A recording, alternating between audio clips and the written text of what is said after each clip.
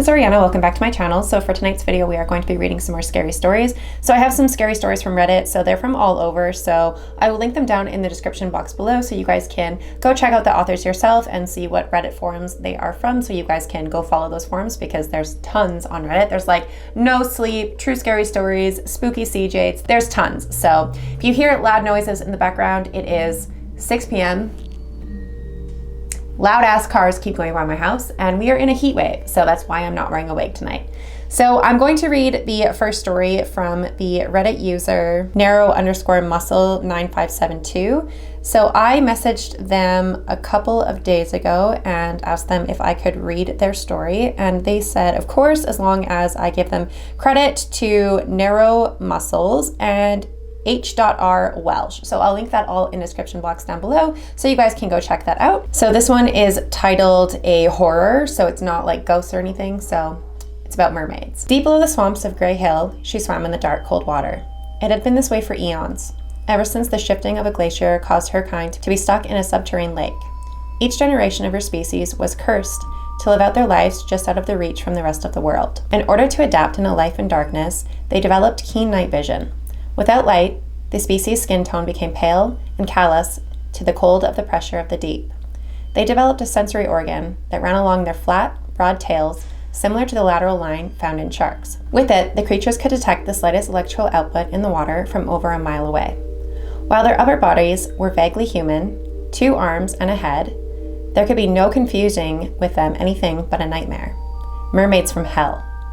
Their jaws were capable of not only hyperextending to take bigger bites, but both the upper and lower jaws could disconnect from the skull.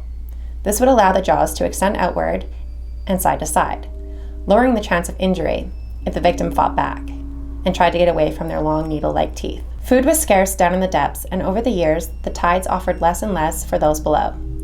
The largest of their kind required more food than the smaller ones, so they were the first to die off, causing them to become stunted and only reaching the size of an average 3-year-old human. They were once a proud and noble race, but now they were nothing more than animals devoted to the most extreme form of Darwinism imaginable. In order to survive, they would cannibalize each other. This didn't just affect the young, who would be gobbled up simply because they were there. The full-grown adults could still get eaten by the smaller ones, who preferred hit-and-run tactics. None of the creatures died of old age.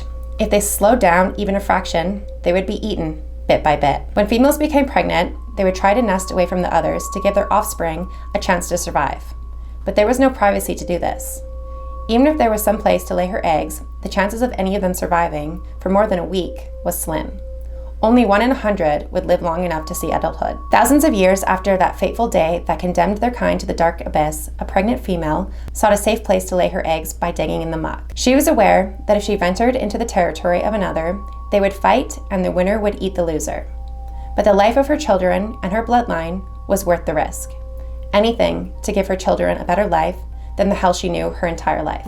She had dug until her hands were sore and raw, and by some miracle, she did not come across any of the others. She didn't know how far she had traveled, but she knew it wouldn't be enough. Surely the others would be able to smell the blood in the water when the time came for her to lay her eggs. After thousands of years, warmth and the sun were alien concepts to those living in the subterranean lake. So when the water started to feel warm, it was a sensation that was both unpleasant and aroused her curiosity. When a flicker of light pierced through the murky depths, her eyes hurt and she recoiled from it. 30,000 years ago, the light near the surface would have forced her to close her eyes. However, evolution caused their eyelids to become a thin, transparent membrane, which served as protection while they hunted. For a moment, she thought about swimming back down to the darkness, but she had to know what could be causing the water to be warm and bright enough to hurt her eyes. When she got through the mud and reached the shallow water of the swamp, she did her best to fill in the hole she had created so that others could not find her. The strange place was hers and only hers. She could sense life of all kinds in the water: fish, frogs, deer, rats, and more. To her, it was a buffet. Her strong, flat, broad tail gave her frightening bursts of speed. Her long arms and large hands granted her the ability to turn on a dime, as well as reach and grab her prey. Soon the animal life started to avoid the area. Realizing the dangers of them never returning, she stopped her mindless feeding frenzy and observed all the new things around her. It did not take long before she learned that her prey would return after a while if she took a break from hunting. She loved those strange, slow-moving creatures near the surface because none of them were aware of the danger lurking beneath. It didn't take long before she learned that the easiest way to kill them was if she held them underwater. The larger four-legged creatures would put up more of a fight than the two-legged beasts. But they learned to avoid her hunting grounds after she killed and devoured two stupid enough to venture into her territory. After a week of preparing the nest and feeding it, it was time to lay her eggs. When they hatch, they would be given every advantage that she never had. She would do anything for her children. Anything. And that's how it ended. So obviously she's a mermaid that drowns people. So that is a really, really fun story. I really like that story. So obviously that's a little bit different than what I usually read on my channel. Usually I read more of like ghost stories and stuff, but that was really fun. And obviously it's not a true story because I've never encountered a mermaid, but that was a really fun story. And thank you so much to narrow_muscles9572 for letting me read your story. I'm so sorry if it's so loud. The cars will not stop going by and it's literally like 6:30. So like, what do I expect? People are coming home from work and I live on a main road. So I'm going to read another one. So the next one is from the Spoopy Cjades Reddit. So this one is called The Closet. So they said, important for context. The layout of my room is pretty basic. It's a 10 by 10 with a door that opens into a room from the hallway, the opposite door going into my parents' room. Where the door opens is my sliding door closet with originally heavy doors and old 70 plastic wheels. These doors are nearly impossible for a 6-year-old to open easily. Like I had to wedge my body in and use the body weight to open them. We removed the doors in 2007 and now it's just curtains. My bed was opposite, the closet originally against the same wall the door is. Now it is center, the opposite wall of the closet. I can see into the hallway that changed in 2015. So when we first moved in, 2006, it seemed fine. We rent and the neighbor said to my parents that the previous tenant was an old lady that died in the hospital. Because they didn't die in the house, it wasn't mentioned by the landlords, but we didn't really care. I should say that I've been a night owl since I was a toddler. My parents got some cheap TV and some VHS tapes for me to watch late at night to keep me from waking everyone else up. It was normal for me to be up until my dad woke up at 3 or 4 in the morning to get ready for work. What also became normal was the closet doors moving. Mind you, these are 2-inch thick and are heavy, and the tracks, plastic and old, no breeze or wind could open them. At first, it was just little openings that I didn't always see, moving out of the corner of my eye as I watched the TV. Slowly, over a few months, they opened up all the way. I told my parents, but they thought I was just crazy and they had just gotten me Monsters Inc. on VHS. I honestly don't blame them. However, when the doors began slamming is when it got bad. I started getting into trouble for slamming them in the middle of the night, and they never believed me. I wasn't scared, it was more of curiosity that I knew was dangerous, like a chainsaw or how do you drive a car, something you had to be taught or something bad would happen. I wanted to ask why and how they moved on their own. But no one believed me, so they didn't answer when I asked these questions. I learned that if you asked them to stop, it would only get worse, louder, and if you got used to it, it would eventually stop. Eventually, the door slamming and sliding back and forth were so loud, and my dad was already awake, he had to go to work early that day, that he burst into my room when he heard the doors. Cautious with the hallway doors as to not hit me with it, when he opened my room, the door stopped, and there I was opposite the closet, still tucked into bed with the TV on, ignoring them. He took the doors off for me after he got back from work and told my mom to never call me a liar again. I don't think that was the first or last time he's had a ghostly encounter. More modern day, we had the closet open at this point. This was 2016. Basically, the foot of my bed has 2.5 feet before the carpet starts to enter the closet. I had laundry baskets stacked high there. I was going to go through and donate clothes. They were stacked about 2 to 3 feet high, and they weren't even stable enough for a cat to stand on. However, as I was tossing and turning, trying to get some sleep for school the next day, I saw it. A 7-foot person at the foot of my bed, head going above my closet ceiling. You know those morph suits? It looked like it had a black one on, standing in the laundry. My room was dark, but I had Christmas lights on, enough to where I should at least see a glint of eyes or even a nose-like shape, but nothing. I froze. Then in my I want to sleep mind, I thought to just ignore it. Do the opposite of what they do in those ghost shows. So I turned over and kept my eyes closed, ignoring footsteps, ignoring the breathing, and I forced myself to calm down. Eventually, I fell asleep, never seeing them again.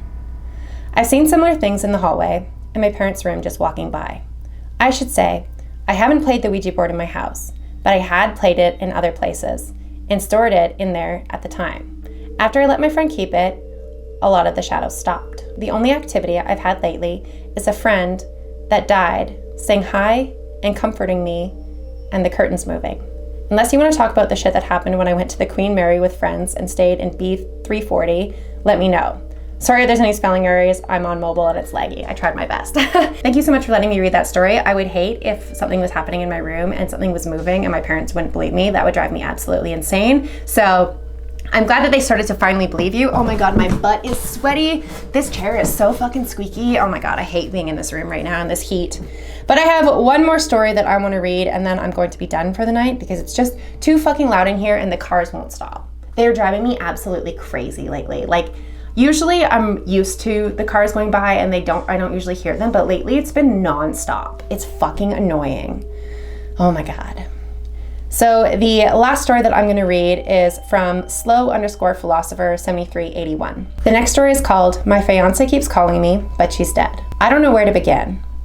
I know this story will not sound right and will be very confusing, but I feel the only way that I can find comfort in my life is by telling my story and to seek help. I need peace. I need sleep. My fiance died in a tragic freak accident. She was burned alive in our home 2 weeks before we walked down the aisle. I wish we had made it. God, I wish we had at least said I do. She was my best friend, but she had her cons. It's been about a year now. I've gotten better with time. I've even found someone new. I know what you're thinking. Too soon? Well, she makes me feel great. It's the most incredible feeling I've felt in a long time. Even before my fiance. Sarah and I have been dating for about 6 months now. We found a small cute apartment together. 2 bedrooms, 2 bathrooms. It's pretty small, but it feels like home. We have been doing so well, communicating and enjoying each other. I feel blessed to have her in my life. She's so beautiful, understanding, loyal, sympathetic, and the most attractive trait. She's a go with the flow kind of girl. Something my fiance never had. It's like my fiance needed me, needed us. She got down on her knee and proposed to me with rings. She never gave me a chance to do anything. She purchased our home and signed all documents alone. I never exactly owned our home. My fiance was very pushy and rushed everything. So I was sucked in before we could mutually agree on anything. Fast forward, Sarah works night shifts at the town local hospital. She's an RN and she's been there for about 6 years. I work in the daytime at the police station as a certified deputy. I mean, it's hard to see each other sometimes, but we make it work since we have the same days off. I remember this night so vividly. Sarah told me she was headed to work. She goes in at 6 p.m. and gets off at 6 a.m. I get home by 4 p.m. So we have an hour or so to see each other and have dinner. I walk her to her car and make sure she gets into her car safe. We wave at each other and say our goodbyes and our I love yous. I walk back in and eat some leftovers. Ring, ring, ring. My phone. I grab it. Maybe Sarah wants me to bring something that she's forgotten to grab. Caller ID, Angie. I never got a chance to update my phone. I still had her saved. Hello? It's just static on the other end. I hang up the phone. Maybe it's someone with a new number calling and it's still saved under Angie. Ring, ring, ring. Hello? Static. This isn't funny, I stutter. Please, you have the wrong number. I hang up the phone. The situation is really getting the best of me and I'm freaking the fuck out. Ring, ring, ring. This time, I pick up the phone, but I don't say one word. I don't think it's funny either, Dean, how you could just move on like that. The tone was still super staticky and sounded distant. I turned white, eyes roaming the room while I listened to the familiar voice. I'm always with you, Dean. I love you. I hang up the phone, still pale, still trying to understand the situation that just occurred. My mind starts to wander. No, it can't be. Was that Angie? I don't know who will read this, and I don't know what to do. I'm scared out of my mind. Should I do a seance? Should I get a new phone? She said she will always be with me. How can I get rid of her? I need help. Any advice? And I need a plan and fast. I know that Angie will be calling me again. And that's how they end the story. Oh my God. I don't know what I would do if somebody from the freaking grave started calling me. That's terrifying. Thank you so much to slow_philosopher 7381 for allowing me to read that story. That is from the no sleep section. So that's really, really creepy. And I wonder if people post in the no sleep section that actually do have like non-fiction stories. I know no sleep is fictional, but I'm not entirely sure if all stories are fictional or if some of them are real. I don't know. I like to believe the benefit of the doubt that a lot of these stories are real because That would be fun and really creepy. But this is where I'm going to end the video here, just because it's way too warm in my studio right now. The cars will not shut the fuck up, and there's people in my house being really loud right now. So I'm going to end it here and go edit this and post it for you guys, because you guys have been really liking my scary stories. So thank you so much to all of the authors for allowing me to read your stories. I will list all of them in the description box down below with all the credits, so you guys can go check them out yourselves. And cue annoying ass cars going by. So I'm gonna end here. Thank you so much for watching this video. If you guys did enjoy this video, please make sure to give it a big thumbs up, and don't forget to hit the subscribe button down below for more content like this, and I will see you guys at the next video. Bye.